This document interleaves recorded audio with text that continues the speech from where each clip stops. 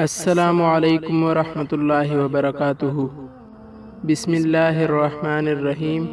حضرت عثمان بن عفان رضی اللہ تعالیٰ عنہ سے روایت ہے کہ نبی کریم صلی اللہ علیہ وسلم نے فرمایا، تم میں سے بہتر شخص وہ ہے جو قرآن سیکھے اور اس سے آگے سکھائیں۔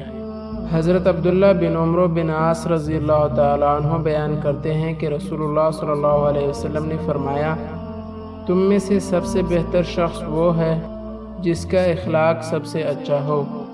حضرت انس بن مالک رضی اللہ تعالیٰ عنہ سے روایت ہے کہ رسول اللہ صلی اللہ علیہ وسلم نے فرمایا، تم میں سے کوئی شخص اس وقت تک مومن نہیں ہو سکتا جب تک وہ اپنے بھائی کے لیے بھی وہی پسند نہ کرے جو اپنے لیے کرتا ہے۔ نبی کریم صلی اللہ علیہ وسلم نے فرمایا، لوگوں میں سے اللہ کے سب سے زیادہ قریب وہ شخص ہے جو ان میں سے سلام کرنے میں پہل کرتا ہے۔ ترمذی کی روایت کے الفاظ یہ ہیں، آپ صلی اللہ علیہ وسلم سے پوچھا گیا، اے اللہ کے رسول صلی اللہ علیہ وسلم، جب دو افراد آپس میں ملتے ہیں تو کون سلام میں پہل کرتا ہے؟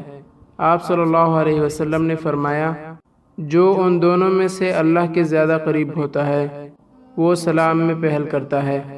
سیدنا عبداللہ بن مسعود رضی اللہ تعالیٰ عنہ سے روایت ہے کہ آپ صلی اللہ علیہ وسلم نے فرمایا، صرف دو آدمیوں پر رشک کرنا چاہیے، ایک اس آدمی پر جس کو اللہ تعالیٰ نے مال دیا اور وہ اس میں سے رات دن اللہ کی راہ میں خرچ کرتا ہے، دوسرا اس آدمی پر جس کو اللہ تعالیٰ نے قرآن کا علم دیا اور وہ رات دن اس کا حق ادا کرتا ہے۔